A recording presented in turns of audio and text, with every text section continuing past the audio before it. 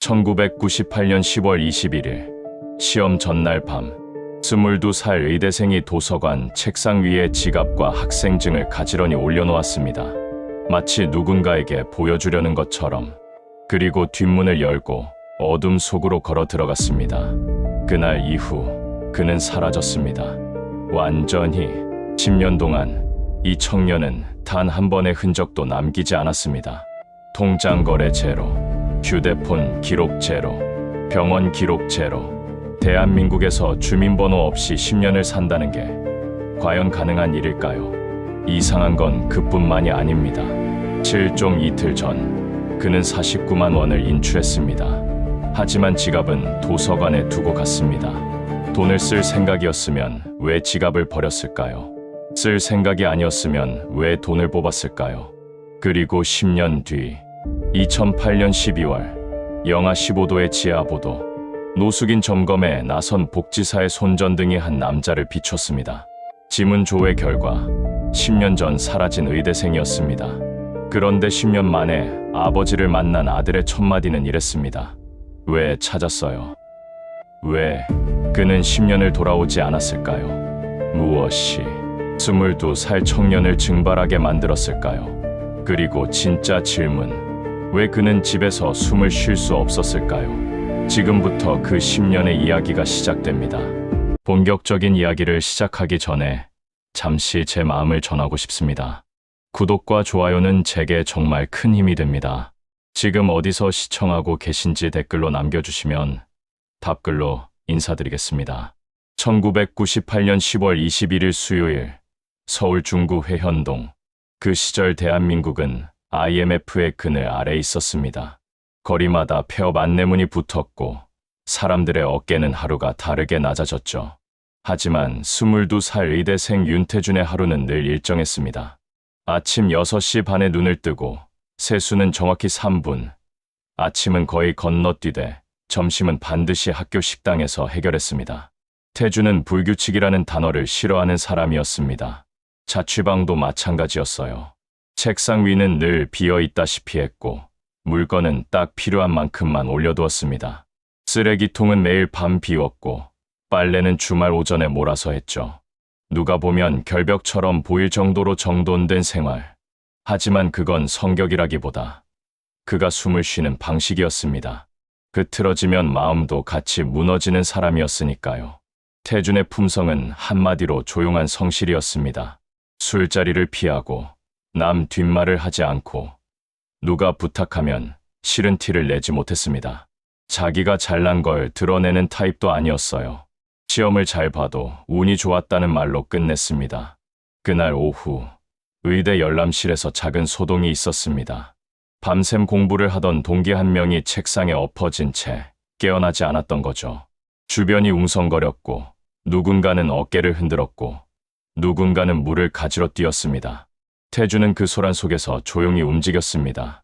쓰러진 동기의 책상으로 다가가 흩어진 필기 노트를 모으고 굴러간 형광펜에 뚜껑을 씌웠습니다. 펜을 색깔별로 나란히 눕히고 책갈피가 빠진 전공 서적을 원래 페이지에 꽂아두었죠. 아무도 시키지 않았습니다. 아무도 보고 있지 않았습니다. 동기가 정신을 차렸을 때 자기 책상이 말끔히 정리되어 있는 걸 보고 고개를 갸웃거렸습니다. 태준은 이미 자기 자리로 돌아가 책을 펼치고 있었죠. 표정 하나 변하지 않은 채. 그게 윤태준이라는 사람이었습니다. 대신 태준은 버티는 사람이었습니다. 졸려도 버티고 힘들어도 버티고 표정이 망가져도 버티는 사람. 문제는 그 버팀이 너무 오래 지속됐다는 겁니다. 그 버팀의 중심에는 아버지 윤정식이 있었습니다. 윤정식은 전직 은행 지점장. 겉으로는 말수가 적고 예의가 바른 사람이었지만 속은 늘 계산기로 돌아가는 사람이었죠. 지금 이 선택이 미래에 어떤 결과를 만들지를 하루 종일 머릿속에서 굴리는 타입. 집에서도 그 습관은 변하지 않았습니다. 아들에게 화를 내는 법은 거의 없었습니다. 대신 질문을 던졌습니다. 조용히, 정확히, 빠져나갈 구멍 없이. 그날 오후 6시 태준의 자취방으로 전화가 걸려왔습니다. 수화기 너머로 아버지의 목소리가 흘러나왔죠. 안부는 짧았습니다. 평소처럼 장학금 시험, 컨디션, 이번 학기 장학금 유지 조건이 뭐냐? 태주는 짧게 답했습니다. 성적 상위 10%요. 본과 진급 시험 떨어지면 다음 플랜은 있냐? 없어요. 떨어지면 안 되니까. 잠시 침묵이 흘렀습니다. 그리고 아버지가 말했죠. 아빠가 기대하는 거 알지? 실망시키지 마라. 말투는 차분했습니다. 하지만 그 문장 자체가 무게였습니다. 태주는 수화기를 귀에 댄 채 창밖을 바라봤습니다. 해가 지고 있었고 방 안은 점점 어두워지고 있었죠. 응, 괜찮아. 문제 없어. 그렇게 대답했지만 목소리 끝이 약간 느렸습니다. 숨을 들이마시는 타이밍이 어긋나 있었고 괜찮다는 말이 어딘가 비어 있었습니다. 윤정식은 그걸 눈치채지 못했습니다. 혹은 눈치채고도 넘겼을지 모릅니다. 그에게는 내일 시험이 더 중요한 현실이었으니까요. 전화를 끄는 태주는 한동안 수화기를 내려다봤습니다. 그리고 아주 천천히 평소보다 더 꼼꼼하게 책상을 정리하기 시작했습니다. 전공서적을 높이까지 맞춰 쌓고 필기 노트를 과목 순서대로 가지런히 정돈했습니다. 펜은 색깔별로 맞춰 눕혀두고 책상 모서리까지 손바닥으로 한번 쓸어냈습니다. 마치 내가 여기 있었다는 흔적을 지우는 사람처럼, 아니면 반대로 이 장면을 누군가에게 보여주고 싶은 사람처럼. 그런데 그 정리된 책더미 맨 위에 태준이 올려둔 건 의학서적이 아니었습니다. 표지가 낡아 글씨가 흐릿해진 책 한 권. 법정 스님의 무소유. 의대생이 시험 전날 밤 왜 이 책을 맨 위에 올려두었을까요? 밤 9시 무렵 태주는 방을 나섰습니다. 늘 다니던 길로 의대 도서관을 향했죠. 운동화 끈을 묶는 손이 평소보다 느렸고 문을 닫는 소리도 유난히 조용했습니다.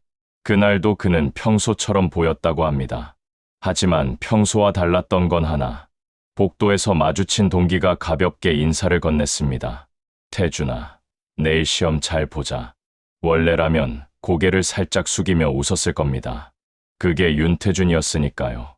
그런데 그날 밤 태준은 시선을 제대로 맞추지 않았습니다. 웃지 않았고 대답도 늦었습니다. 그래라는 말이 반 박자 늦게 흘러나왔고 그마저도 어딘가 먼 곳을 향하고 있는 것 같았죠. 동기는 고개를 갸웃거렸지만 시험 전날이니까라는 생각으로 넘겼습니다. 그 작은 차이가 훗날 마지막 밤의 유일한 예고편이 됩니다. 태주는 어둠 속으로 걸어갔습니다. 가로등 불빛이 그의 등을 스쳐 지나갔고 발소리는 점점 멀어졌습니다. 누구도 그를 붙잡지 않았고 누구도 어디 가냐고 묻지 않았습니다. 22살 청년의 마지막 밤이 그렇게 시작되고 있었습니다.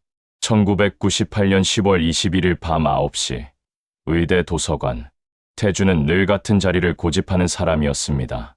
가운데 줄, 창가에서 두 번째, 콘센트가 가까운 자리. 형광등 불빛이 너무 세지 않고 옆자리와 적당히 거리가 있는 그곳. 태준에게 그 자리는 일종의 안전지대 같은 것이었죠. 누가 떠들어도, 누가 웃어도 그 안에서만큼은 자기 호흡을 유지할 수 있었으니까요. 그날 밤에도 태준은 그 자리에 앉았습니다. 가방에서 전공서적을 꺼내 책상 위에 올려두었고 필통에서 형광펜 세 자루를 나란히 꺼냈습니다. 평소와 똑같은 동작이었어요. 하지만 그 다음이 달랐습니다.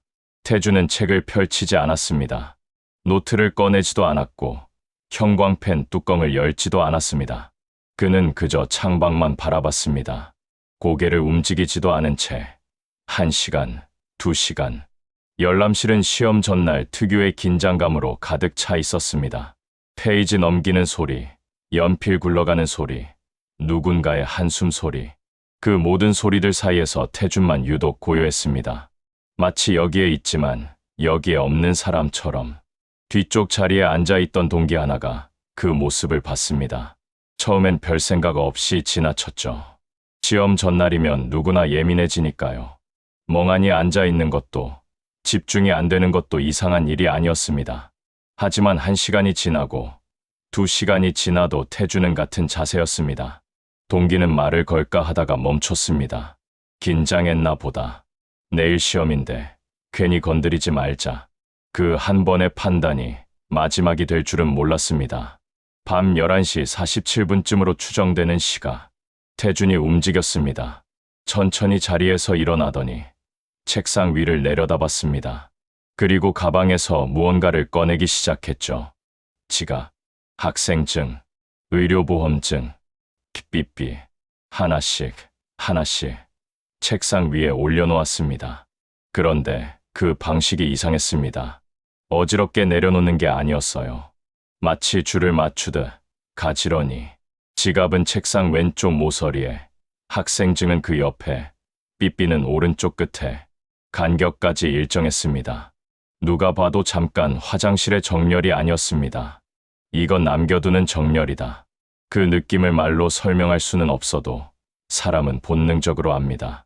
돌아올 사람의 물건 배치와 돌아오지 않을 사람의 물건 배치는 다르다는 걸. 태준은 마지막으로 책상을 한번 내려다봤습니다. 그리고 열람실 뒷문을 향해 걸어갔습니다. 그 문은 비상구 같은 곳이었습니다. 평소엔 거의 쓰지 않는 어둡고 좁은 통로로 이어지는 문. 정문으로 나가면 관리 아저씨와 눈이 마주치고 누군가는 어디 가냐고 물을 수도 있었죠. 하지만 뒷문은 달랐습니다. 아무도 보지 않고 아무도 묻지 않는 문. 태준은 그 문을 열고 어둠 속으로 걸어 들어갔습니다. 1998년, 그때는 CCTV가 촘촘하지 않던 시대였습니다. 도서관 내부에 카메라가 있었지만 뒷문 쪽은 사각지대였죠. 누구도 그가 나가는 걸 촬영하지 못했고 누구도 그의 등을 정확히 기억하지 못했습니다. 그렇게 윤태준은 사라졌습니다. 문이 닫히는 소리조차 들은 사람이 없었습니다. 다음 날 아침 1998년 10월 22일 의대 본과 진급시험이 시작됐습니다. 강의실에는 긴장한 얼굴들이 가득했고 교수는 시험지를 나눠주기 시작했죠. 하지만 한 자리가 비어 있었습니다. 윤태준의 자리. 처음엔 늦는 거라고 생각했습니다. 시험 시작 10분이 지나고 20분이 지났습니다. 교수가 고개를 갸웃거렸고 조교가 출석부를 확인했습니다. 윤태준. 결석. 이상했습니다. 태준은 한 번도 시험에 늦은 적이 없는 학생이었으니까요. 학교는 연락을 시도했습니다. 자취방 전화는 받지 않았고 삐삐도 응답이 없었습니다. 오후가 되자 학교 측은 사람을 보냈습니다. 회현동 자취방으로. 방문은 잠겨 있지 않았습니다. 문을 연 순간 들어간 사람은 숨을 멈췄습니다. 방이 너무 깨끗했습니다. 전공서적은 높이까지 맞춰 가지런히 쌓여 있었고 필기 노트는 과목 순서대로 정돈되어 있었습니다. 책상 위에는 먼지 하나 없었고 쓰레기통은 텅 비어 있었죠. 침대 이불은 반듯하게 개켜져 있었고 옷장 안옷들도 색깔별로 정리되어 있었습니다. 사람이 살던 방이라기보다 누군가 떠나기 전에 정리한 방 같았습니다. 책더미 맨 위에는 낡은 책 한 권이 올려져 있었습니다. 법정 스님의 무소유. 의대생의 책상에 어울리지 않는 책이었죠. 그리고 이상한 점이 하나 더 있었습니다. 옷은 그대로였습니다. 가방도, 세면도구도, 생활용품도 전부 제자리에 있었습니다. 사라진 건 딱 두 가지. 윤태준 본인, 그리고 운동화 한 켤레. 짐을 싸고 떠난 흔적이 아니었습니다. 여행을 준비한 흔적도 아니었습니다. 그냥 몸만 사라진 것이었습니다. 마치 이 방에서 증발해버린 것처럼. 학교는 즉시 경찰에 신고했습니다. 실종 신고 접수.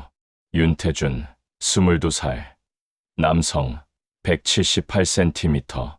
하지만 경찰이 도착했을 때 단서는 거의 없었습니다. 도서관 책상 위에 남겨진 지갑과 학생증, 자취방에 기이할 정도로 정돈된 모습, 그리고 밤 11시 47분 이후로 그를 본 사람이 아무도 없다는 사실. 수사관은 중얼거렸습니다. 스스로 떠난 건가? 아니면 누군가에게 끌려간 건가? 하지만 끌려간 사람이 물건을 저렇게 정리해두지는 않습니다. 저건 남기고 간 거야. 일부러. 문제는 왜였습니다. 시험 전날 밤, 의대생이 지갑과 신분증을 두고 운동화만 신고 어디로 갔단 말입니까? 그리고 더 큰 문제. 그는 지금 어디에 있는 겁니까? 그날 밤 도서관 뒷문을 나선 태준을 본 사람이 있을까요? 어둠 속에서 혼자 걸어가던 22살 청년의 뒷모습을 누군가는 보았을까요? 아니면 그는 정말로 그 순간부터 이 세상에서 사라져버린 걸까요? 1998년 10월 말 서울 중부경찰서 초동수사를 맡은 형사 최동열은 처음에 이 사건을 단순 가출로 분류했습니다. 시험 압박, 젊은 남성, 돌발 실종, IMF 시대에 흔히 볼 수 있는 조합이었죠. 일주일만 지나면 돌아올 거라고 생각했습니다. 하지만 일주일이 지나도 윤태준은 돌아오지 않았습니다. 2주일이 지나고 한 달이 지났습니다. 그때부터 사건은 설명 불가능 쪽으로 기울기 시작했죠. 최동열은 4가지 가설을 세웠습니다. 첫 번째 가설은 납치였습니다. 아버지 윤정식이 전직 은행 지점장이었고 그 시절 금융권 인사들을 노린 범죄가 종종 있었으니까요. 돈을 노린 범행일 수 있었습니다. 최동열은 윤정식의 집 전화를 감청하고 몸값 요구 전화를 기다렸습니다. 하루가 지났습니다. 일주일이 지났습니다. 한 달이 지났습니다. 전화는 오지 않았습니다. 협박도, 요구도, 조건도 없었습니다. 납치범이 아무것도 요구하지 않는다면 그건 납치가 아닙니다. 첫 번째 가설은 무너졌습니다. 두 번째 가설은 사고였습니다. 교통사고, 급성질환, 갑작스러운 실신, 도서관을 나선 뒤 어딘가에서 쓰러졌을 가능성이었죠. 최동열은 서울역 일대 모든 응급실과 영안실을 뒤졌습니다. 윤태준, 1976년생, 남성, 178cm 내외. 이 조건에 해당하는 신원불상자를 찾았지만 결과는 없었습니다. 한강 둔치와 인근 공원도 수색했습니다. 아무것도 나오지 않았습니다. 흔적이 없다는 건 사고가 아니라는 뜻이었습니다. 두 번째 가설도 무너졌습니다. 세 번째 가설은 타살이었습니다. 누군가가 태준을 해쳤을 가능성. 최동열은 동기들을 불러 조사했습니다. 원한 관계는 없었나? 금전 문제는, 이성 문제는, 동기들의 진술은 하나로 모였습니다. 조용하고 성실했다. 싸운 적 없다. 돈 문제 없다. 여자 문제 없다. 술도 안 마시고 도박도 안 하고 빚진 것도 없다. 무엇보다 현장에 범행 흔적이 없었습니다. 도서관 책상 위 물건들은 끌려간 사람의 물건이 아니었습니다. 저건 내려놓은 사람의 물건이었어요. 스스로, 가지런히, 일부러. 세 번째 가설도 무너졌습니다. 남은 건 마지막 가설. 스스로 생을 마감했을 가능성. 시험 압박, 완벽주의 성격, 아버지의 기대, 심리적으로 극단적 선택을 했을 수도 있었습니다. 실제로 그 시절, 의대생들의 극단적 선택이 사회 문제로 떠오르던 때이기도 했죠. 하지만 이 가설도 결정적으로 무너졌습니다. 시신이 없었습니다. 어디에도. 한강을 수색했습니다. 인근 산을 뒤졌습니다. 폐건물을 확인했습니다.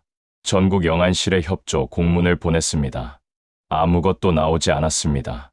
마치 이 세상에서 증발해버린 것처럼. 최동열은 책상 앞에 앉아 머리를 감싸 쥐었습니다. 4가지 가설이 전부 무너졌다. 납치도 아니고, 사고도 아니고, 타살도 아니고, 자살도 아니다. 그럼 뭐란 말인가?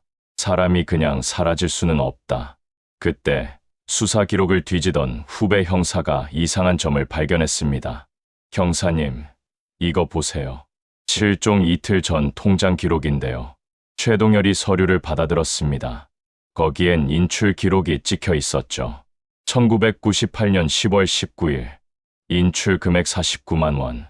당시 자취생 한 달 생활비가 30만 원 안팎이던 시절이었습니다. 49만 원은 적지 않은 돈이었어요. 최동열의 눈이 가늘어졌습니다. 그런데 도서관 책상 위에 지갑이 있었잖아. 네, 지갑 안에 현금은 10,000원 정도밖에 없었습니다. 49만 원을 뽑고 지갑엔 10,000원만 남겼다. 나머지 48만 원은 어디로 갔지? 후배 형사가 고개를 저었습니다. 모릅니다. 카드 사용 기록도 없고 송금 기록도 없고 현금으로 뽑아서 어딘가에 쓴 것 같은데 어디에 썼는지는. 최동열은 창밖을 바라봤습니다. 돈을 쓸 생각이었으면 왜 지갑을 버렸지? 돈을 쓸 생각이 아니었으면 왜 돈을 뽑았지? 그리고 또 하나, 도서관 대출 기록을 확인하던 중 이상한 책 한 권이 눈에 들어왔습니다. 법정 스님의 무소유. 이건 자취방에서도 발견된 책이었죠. 태주는 이 책을 여러 번 빌렸다가 반납하고 결국 자기 돈으로 산 것 같았습니다. 하지만 그게 다가 아니었습니다.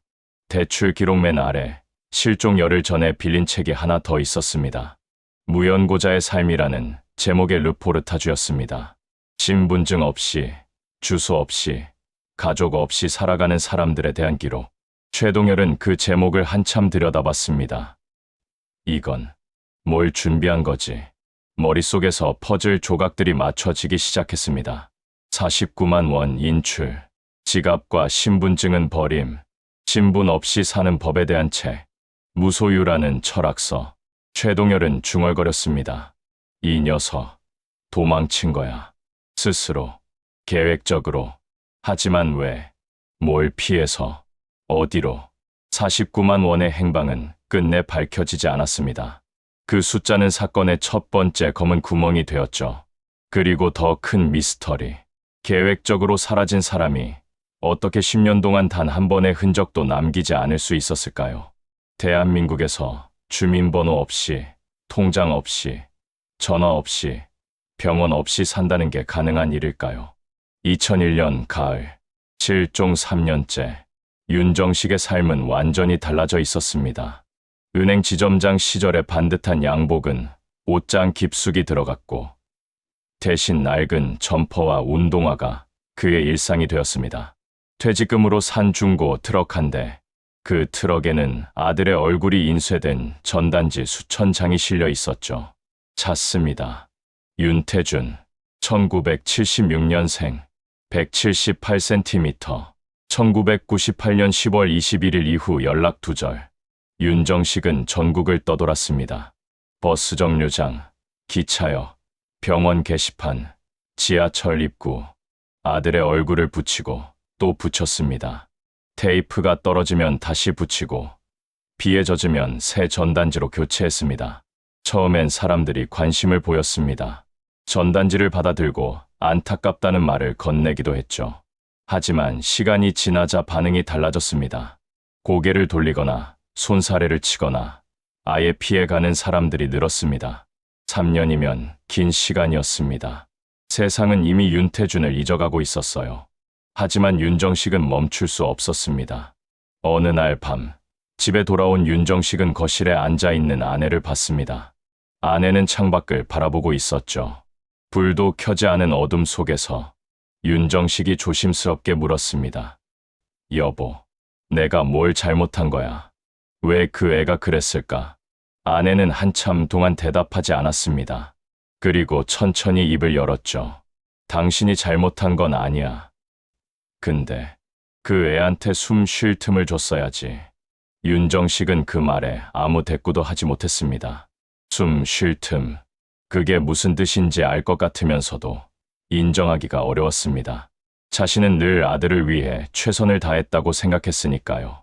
좋은 대학, 좋은 직업, 좋은 미래. 그게 사랑이라고 믿었으니까요. 하지만 그 사랑이 아들에게는 무게였던 걸까요? 그 질문이 윤정식을 매일 밤 잠들지 못하게 했습니다. 한편 수사는 사실상 중단된 상태였습니다. 3년 동안 윤태준의 생활 반응은 완전히 제로였습니다. 금융거래 없음, 카드 사용 없음, 통신 기록 없음, 병원 기록 없음, 어떤 관공서에도, 어떤 시스템에도 그의 이름은 나타나지 않았습니다. 대한민국에서 주민번호 없이 산다는 건 사회에서 유령이 된다는 뜻입니다. 은행도, 병원도, 휴대폰도, 심지어 편의점 알바도 할 수 없죠. 그런데 태주는 정확히 유령처럼 살고 있었습니다. 아니, 살고 있다면요. 그 불가능이 수사팀을 미치게 만들었습니다. 죽었다면 어딘가에 시신이 있어야 합니다. 살았다면 어딘가에 흔적이 있어야 합니다. 그런데 태주는 둘 다 아니었습니다. 죽은 것도 아니고 산 것도 아닌 것처럼. 그러던 2002년 봄, 기묘한 일이 벌어집니다. 경찰에서 연락이 왔습니다. 윤정식은 전화를 받는 순간 심장이 멎는 줄 알았죠. 윤태준 명의로 휴대전화 개통 시도가 있었습니다. 윤정식의 손이 떨렸습니다. 뭐라고요? 개통이요? 그럼 살아있는 거예요. 경찰은 신중하게 대답했습니다. 개통 시도만 있었고 실제로 개통되지는 않았습니다. 신분증이 없어서 본인 확인이 안 됐거든요. 그래도 윤정식은 울었습니다. 트럭 안에서 핸들을 붙잡고 소리 내어 울었습니다. 살아있어. 그 녀석이 살아있어. 3년 만에 잡힌 신락 같은 희망이었습니다. 경찰은 해당 대리점을 찾아갔습니다. 서울 영등포구의 작은 휴대폰 가게였죠. 점원은 그날을 어렴풋이 기억했습니다. 30쯤 된 남자였어요. 좀 수척해 보였는데 말투는 또렷했어요. 교육받은 사람 같다고 느꼈거든요. 인상착의는요. 글쎄요. 키는 보통이었고 옷은 좀 낡아 보였어요. 모자를 눌러 쓰고 있어서 얼굴은 잘. CCTV는요. 점원이 고개를 저었습니다. 보관기간이 지나서 삭제됐어요. 한 달밖에 안 보관하거든요. 희망이 손에 잡히는 순간 또 허공으로 흩어졌습니다. 윤정식은 그 대리점 앞에 며칠을 서 있었습니다. 혹시 다시 올지도 모른다는 생각에. 하지만 태준은 나타나지 않았습니다. 그 후로도 태준의 흔적은 다시 나타나지 않았습니다. 2002년 여름, 윤정식은 한강 둔치에 차를 세웠습니다. 밤이었습니다. 강물이 검게 흐르고 있었고 다리 위로 차들이 지나가는 소리가 멀리서 들려왔죠. 윤정식은 난간에 기대어 한참을 강물을 바라봤습니다. 혹시 여기였나? 그 생각이 머리를 스쳤습니다. 4년 동안 한강에서 발견된 신원불상, 시신 중 태준으로 확인된 건 없었습니다. 하지만 확인되지 않았다는 게 없다는 뜻은 아니었죠. 윤정식은 주머니에서 낡은 사진 한 장을 꺼냈습니다. 태준이 고등학생 때 찍은 사진. 교복을 입고 어색하게 웃고 있는 얼굴. 태준아, 아빠가 미안해. 아빠가 잘못했어. 강바람이 그의 말을 삼켰습니다. 살아있다는 증거도 없고 죽었다는 증거도 없고 그 사이에서 윤정식은 매일을 버텼습니다. 희망도 절망도 아닌 상태. 그게 사람을 가장 오래, 가장 깊이 갉아먹습니다. 2002년 봄, 그 대리점에 나타났던 남자. 말투가 또렷하고 교육받은 사람 같았다던 그 남자. 정말 윤태준이었을까요? 만약 그가 태준이었다면 왜 휴대폰을 개통하려 했을까요? 누구에게 전화하려던 걸까요? 그리고 신분증이 없다는 걸 알면서도 왜 굳이 대리점까지 갔을까요? 2005년 봄, 실종 7년째, 서울지방경찰청 장기미제 전담팀, 경감 한기섭이 먼지 쌓인 서류철 하나를 책상 위에 올려놓았습니다. 윤태준 실종 사건, 7년 동안 단 한 번의 결정적 단서도 나오지 않은 사건이었습니다. 초동수사 담당이었던 최동열 형사는 이미 퇴직했고 사건은 미제로 분류되어 창고에 잠들어 있었죠. 한기섭은 다른 형사들과 접근 방식이 달랐습니다. 그는 서류를 처음부터 다시 읽었습니다. 실종 당일의 정황, 자취방 상태, 49만 원 인출 기록, 2002년 휴대폰 개통 시도, 모든 걸 꼼꼼히 훑었죠. 그리고 한 가지 결론에 도달했습니다. 이 사건은 논리의 문제가 아니다. 생존 방식의 문제다. 한기섭은 질문을 바꿨습니다. 지금까지 수사는 어디로 갔냐에 집중했다. 하지만 그건 답이 안 나온다. 질문을 바꿔야 해. 어떻게 살아남았냐? 후배 형사가 고개를 갸웃거렸습니다. 무슨 뜻입니까? 한기섭이 서류를 탁 내려놓았습니다. 생각해봐.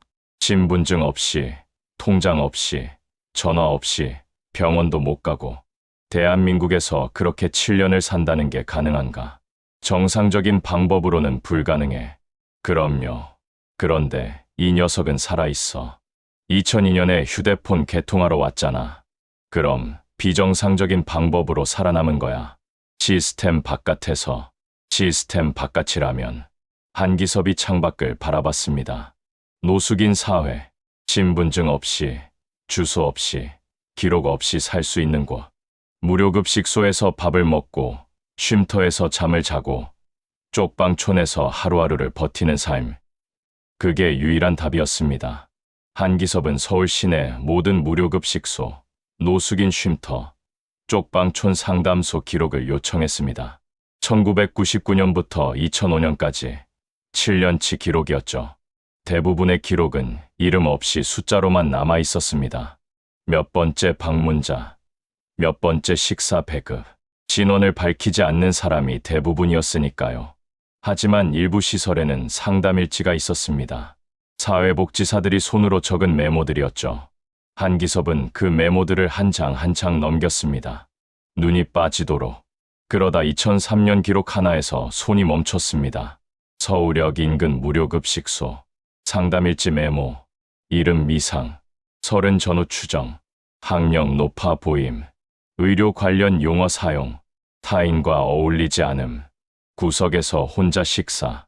한기섭의 눈이 가늘어졌습니다. 의료 관련 용어, 의대생이었으면 당연히 쓸 수 있는 말들이었죠. 흥분을 누르며 다음 기록들을 뒤졌습니다. 그리고 2004년 기록에서 결정적인 걸 발견했습니다. 당사자 자필 메모, 어느 쉼터에서 간단한 설문을 진행했는데 그중 한 장에 손글씨가 남아 있었습니다. 내용은 별거 아니었어요. 건강 상태와 필요한 물품에 대한 간단한 답변. 하지만 글씨체가 달랐습니다. 또박또박한 정자체. 급히 휘갈긴 글씨가 아니라 일부러 모양을 만들며 쓴 글씨. 노숙 생활을 하는 사람치고는 너무 단정한 필체였죠. 한기섭은 윤태준의 과거 필체 자료를 가져왔습니다. 대학 시절 제출한 리포트, 도서관, 대출 카드 서명. 두 글씨를 나란히 놓고 비교했습니다. 완벽히 일치하지는 않았습니다. 7년이면 글씨도 변하니까요. 손의 힘도, 마음의 상태도 달라지니까요. 하지만 특정 글자 몇 개가 닮아 있었습니다. 고을 꺾는 각도, 흐의 동그라미를 마무리하는 방식, 받침을 내려 긋는 습관. 한기섭은 중얼거렸습니다. 증거라고 말하기엔 약하다. 하지만 가능성이라 말하기엔 충분해. 그날 한기섭은 윤정식을 불렀습니다. 경찰서 면담실. 7년 만에 들어온 연락에 윤정식은 떨리는 다리를 끌고 왔습니다. 머리는 완전히 백발이 되어 있었고 얼굴에는 세월의 주름이 깊게 패여 있었죠. 한기섭이 조심스럽게 입을 열었습니다. 확실한 건 아닙니다. 그런데 아드님이 서울역 인근 노숙인 시설을 이용했을 가능성이 있습니다. 윤정식의 얼굴이 일그러졌습니다. 노숙인이라고요. 내 아들이, 의대생이었던 내 아들이. 목소리가 떨렸습니다. 부정이 먼저 올라왔죠. 한기섭은 차분하게 말했습니다. 기록 없이 생존하려면 그쪽밖에 없습니다. 오히려 이건 희망일 수 있어요. 살아있다는 뜻이니까요. 윤정식은 한참을 말하지 못했습니다. 눈앞이 아득해지는 것 같았죠. 아들이 살아있다는 희망. 하지만 그 아들이 7년 동안 거리에서 떠돌았다는 현실. 어느 쪽이 더 견디기 힘든 건지 알 수 없었습니다. 그날 밤부터 윤정식은 서울역 일대를 뒤지기 시작했습니다. 낮에는 무료급식소 앞에 서서 줄 서는 사람들의 얼굴을 하나하나 살폈고 밤에는 쪽방촌 골목과 지하상가를 걸었습니다. 지하철역 통로, 고가도로 및 폐건물 앞. 어둠 속에서 웅크리고 있는 사람들을 볼 때마다 심장이 쿵쿵 뛰었습니다. 혹시 저 사람이. 하지만 얼굴을 확인할 때마다 실망했습니다. 태준이 아니었으니까요. 2006년, 2007년. 수색은 계속됐습니다. 한기섭은 범위를 좁혀갔습니다. 2003년과 2004년 기록이 발견된 시설 근처, 서울역에서 용산 방향으로 이어지는 지역, 그 일대의 쉼터와 급식소를 집중적으로 모니터링했죠. 그리고 2007년 말 새로운 정보가 들어왔습니다. 남영역 지하보도. 겨울마다 노숙인들이 모이는 곳이었습니다. 혹한기에 그나마 바람을 피할 수 있는 통로였거든요. 그곳을 담당하는 사회복지사가 말했습니다. 몇 년 전부터 가끔 보이는 사람이 있어요. 말을 거의 안 하는데 뭔가 달라요. 다른 분들이랑 어울리지도 않고 혼자 구석에 있어요. 한기섭이 물었습니다. 인상착의는요? 40쯤 되어 보이는데 원래는 더 젊을 수도 있어요. 거리 생활하면 빨리 늙거든요. 키는 보통이고 말투가. 교육받은 사람 같아요. 교육받은 사람. 2002년 휴대폰 대리점 점원의 말과 같았습니다. 한기섭은 직감했습니다. 가깝다. 이제 거의 다 왔어. 그리고 2008년 겨울, 10년간의 추적이 마침내 끝나게 됩니다. 남영역 지하보도, 영하 15도의 밤. 그곳에서 발견될 사람은 과연 윤태준일까요? 10년을 버틴 그는 어떤 모습일까요? 2008년 12월 18일 새벽 2시, 서울 용산구, 남영역 지하보도, 영하 15도. 칼바람이 지하 통로까지 파고드는 밤이었습니다. 혹한기 노숙인 점검에 나선 사회복지사 2명이 손전등을 들고 어둠을 더듬었습니다. 이 시간, 이 추위에 밖에서 자다가는 얼어 죽을 수 있었으니까요. 매년 겨울마다 반복되는 일이었습니다. 손전등 불빛이 통로 구석을 비췄습니다. 신문지를 덮고 웅크린 사람이 보였습니다. 낡은 점퍼에 해진 운동화. 얼굴은 때가 껴 검게 변해 있었고 머리카락은 엉켜 있었죠. 복지사가 조심스럽게 다가갔습니다. 저기요, 쉼터로 가시죠. 이러다 얼어요. 남자가 손바닥을 들어 올렸습니다. 불빛을 가리려는 듯. 괜찮아요. 안 가요. 목소리는 낮았지만 또렷했습니다. 발음이 정확했고 억양에 교육받은 사람 특유의 뉘앙스가 있었죠. 복지사는 물러서지 않았습니다. 신분증 있으세요? 이름이라도 알려주시면 도움을 드릴 수 있어요. 남자가 고개를 저었습니다. 없어요. 이름도 몰라요. 통상 절차대로 복지사는 지문을 채취했습니다. 동의를 구하고 휴대용 스캐너로 손가락을 찍었죠. 신원불상 노숙인의 경우 이렇게 신원을 확인하는 경우가 종종 있었습니다. 며칠 뒤 경찰에서 연락이 왔습니다. 지문 일치. 윤태준, 1976년생, 1998년 10월 21일 실종 신고, 10년 전 사라진 의대생이었습니다. 윤정식은 경찰서로 달려왔습니다. 10년이라는 시간이 그의 몸에 새겨져 있었습니다. 머리카락은 완전히 휘어졌고, 등은 굽어 있었고, 걸음은 예전보다 훨씬 느려져 있었죠. 하지만 눈빛만은 10년 전 그날 밤처럼 타오르고 있었습니다. 면회실 문이 열렸습니다. 윤정식은 숨을 멈췄습니다. 아들이 앉아 있었습니다. 때가 껴 검게 변한 얼굴, 헝클어진 머리, 낡고 해진 점퍼. 22살 의대생이었던 아들은 32살의 노숙인이 되어 있었습니다. 하지만 윤정식은 단번에 알아봤습니다. 10년이 지나도 100년이 지나도 알아볼 수 있었을 겁니다. 자기 아들이니까요. 그런데 눈빛이 달랐습니다. 술에 찌든 혼탁함도 아니었고 세상을 향한 분노도 아니었습니다. 더 깊은 공허. 무언가를 잃어버린 사람의 공허가 아니라 무언가로부터 도망쳐온 사람의 공허였습니다. 윤정식이 떨리는 목소리로 불렀습니다. 태준아. 그 한마디에 10년의 그리움이 담겨 있었습니다.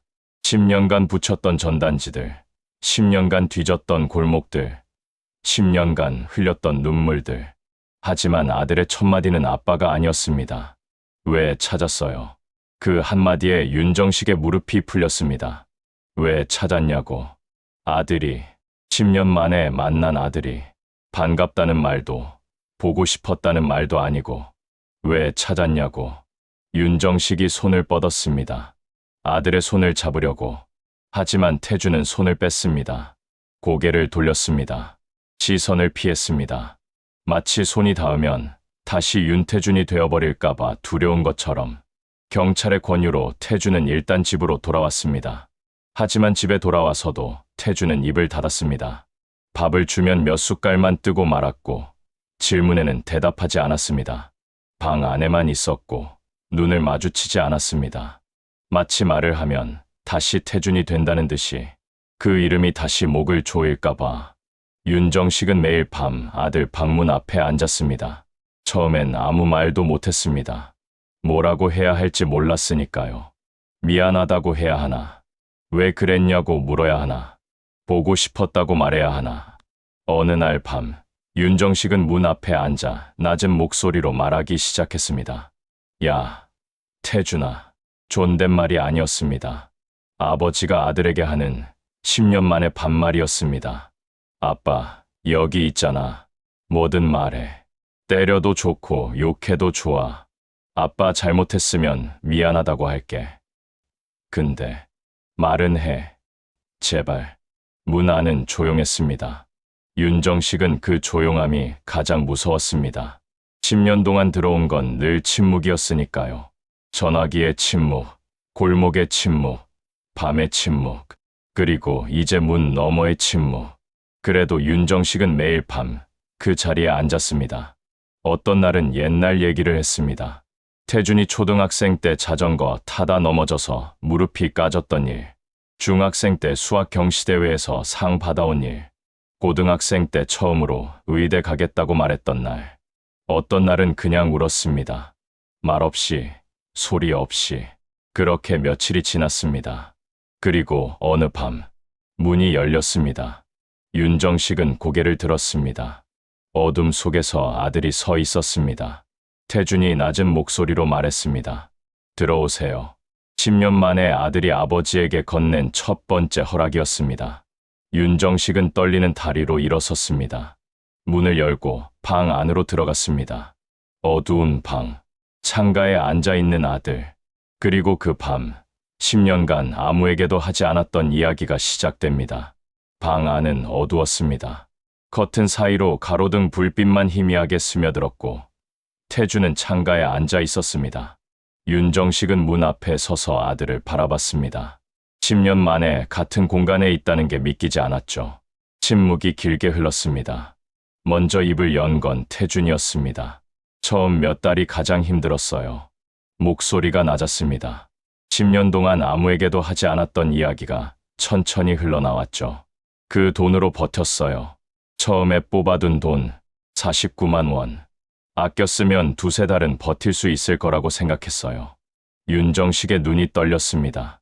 10년 전 수사 기록에 남아있던 그 숫자 49만 원. 드디어 그 돈의 행방이 밝혀지는 순간이었습니다. 태준은 계속했습니다. 처음엔 찜질방에서 잤어요. 하루 이틀은 괜찮았는데 신분증 없이는 오래 못 있더라고요. 그 다음엔 PC방. 거기도 며칠이 한계였어요. 돈이 떨어지니까. 그러다 거리로 나갔다고 했습니다. 처음 거리에서 잠든 밤. 가을이었는데도 새벽엔 온몸이 얼어붙는 것 같았다고. 이대로 죽을 수도 있겠다는 생각이 들었는데 이상하게 두렵지 않았다고 했습니다. 오히려 편했어요. 태준의 목소리가 흔들렸습니다. 윤태준이라는 이름으로 사는 것보다 이름 없이 사라지는 게 나을 것 같았어요. 윤정식은 아무 말도 할 수 없었습니다. 가슴이 찢어지는 것 같았지만 끼어들 수가 없었습니다. 아들이 10년 만에 입을 열었으니까요. 태준은 노숙인 사회로 흘러들었다고 했습니다. 거기선 이름을 묻는 사람이 없었어요. 과거를 캐는 사람도 없었고요. 어디서 왔냐? 뭘 했냐? 왜 여기 있냐? 아무도 안 물어봤어요. 그냥 오늘 하루만 버티면 되는 세계였어요. 그게 자신에겐 숨 쉴 틈이었다고. 무료급식소에서 밥을 먹고 쉼터에서 잠을 자고 낮에는 공원 벤치에 앉아 하늘을 봤다고 합니다. 아무것도 하지 않아도 되는 시간. 누구의 기대에도 부응하지 않아도 되는 시간. 두 번째 겨울의 폐렴을 앓았다고 했습니다. 열이 40도 가까이 올랐는데 병원에 갈 수 없었다고. 신분증이 없으니까, 보험이 없으니까, 응급실에 가면 신원이 드러날 테니까. 그래서 지하 구석에서 며칠을 떨며 버텼다고 합니다. 그때 스스로에게 물었다고 했습니다. 이렇게까지 해서 살아야 하나? 그냥 집에 가면 안 되나? 하지만 생각만 하고 접었다고요. 돌아가면 다시 그 옷을 입어야 하니까. 다시 완벽한 아들이 되어야 하니까. 다시 그 무게를 짊어져야 하니까. 윤정식의 눈에서 눈물이 흘러내렸습니다. 소리 없이. 그리고 태준이 2002년 이야기를 꺼냈습니다. 그해 봄에 휴대폰 개통하러 갔었어요. 윤정식이 고개를 들었습니다. 그 이야기. 경찰에서 들었던 그 이야기. 아빠 생신이었어요. 태준의 목소리가 갈라졌습니다. 목소리가 듣고 싶었어요. 4년 만에. 그래서 대리점까지 갔는데 신분증 요구받는 순간 정신이 번쩍 들었어요. 연락하면 끝난다. 다시 그 삶으로 돌아가야 한다. 다시 윤태준이 되어야 한다. 그래서 돌아섰다고요. 존재를 확인하려다 스스로 다시 지운 거예요. 윤정식은 더 이상 참을 수 없었습니다. 바닥에 무릎을 꿇었습니다. 이마를 땅에 박았습니다. 미안하다. 아빠가 잘못했다. 미안하다. 태준아. 목소리가 갈라지고 흐느낌이 터져 나왔습니다.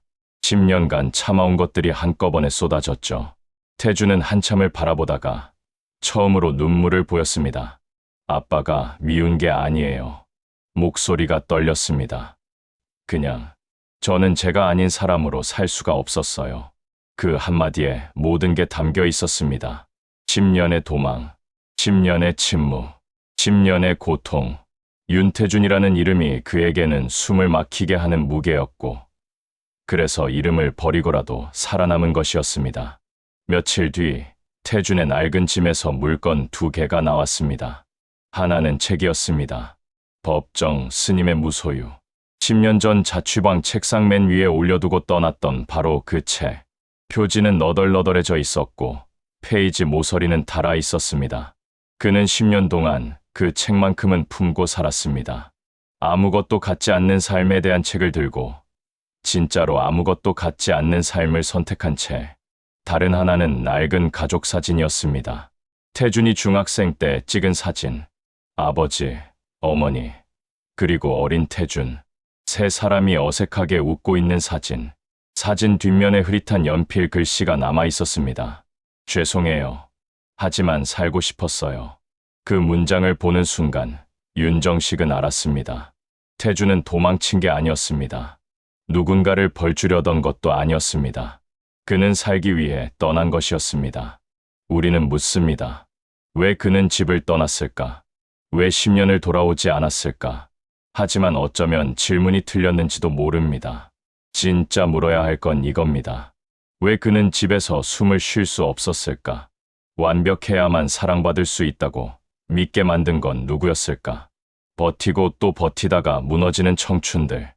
그들에게 숨 쉴 틈을 주고 있는 걸까요? 윤태준은 10년 만에 돌아왔습니다.